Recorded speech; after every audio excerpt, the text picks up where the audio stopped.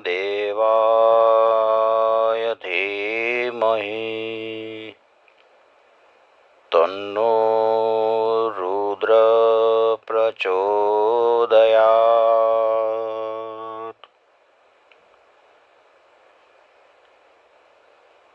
श्री शिव महापुराण में कोटि रुद्र संहिता में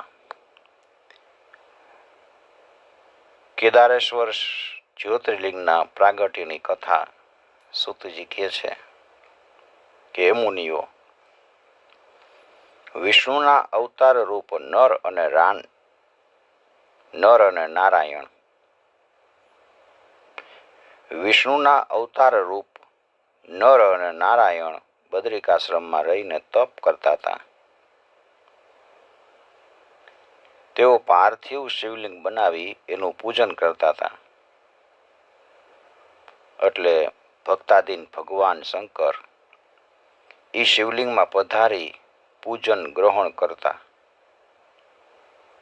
बहु लांबो काळ वीती गयो त्यारे एकवार शंभुए प्रसन्न थईने कीधुं के वरदान मागो। नर नारायण कहे छे, हे प्रभु, आप प्रसन्न थया होय ने तो अहीं कायम स्थिर थईने रहो।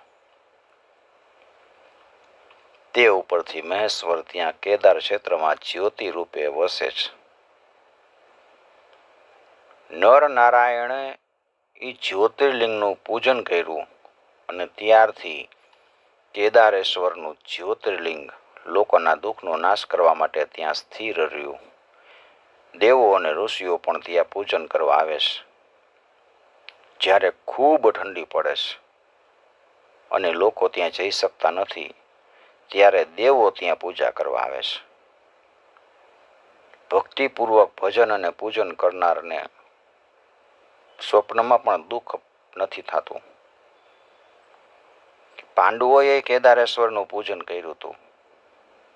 एनी कथा एवी छे के पांडवो यात्रा करता हता त्यां आव्या त्यारे एनी परीक्षा करवा माटे शंकरे मायानो आश्रय करी अने पाडानुं स्वरूप लीधुं।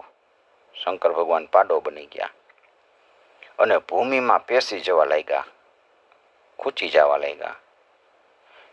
त्यारे पांडवोए एने पकड्या अने तेथी पाडानो पाछळनो भाग त्यां रह्यो अने मुख त्यांथी नीकળી अने नेपाल में बहार नीकळ्युं। नेपाल में ठेठ नीकळ्युं। त्यां एनुं पशुपति स्वरूपे पूजन थाय छे। शंभुनी आज्ञाथी पांडवोए शंकरनुं पाडाना पीठ भाग रूपे पूजन कर्युं अने शंकर पण त्यारथी ई स्वरूपे त्यां रह्या। बद्रिकाश्रम में नर नारायणनुं अने केदारेश्वरनुं दर्शन करनार मनुष्य अवश्य मुक्ति पामे छे। केदारेश्वर में जळनुं आचमन करनार मनुष्यने पुनर्जन्म प्राप्त नथी थतो।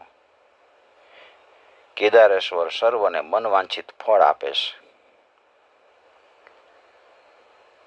श्री केदारनाथ महानाथनाथं विश्वनाथं महेश्वरं पांडवानां गोत्रहत्या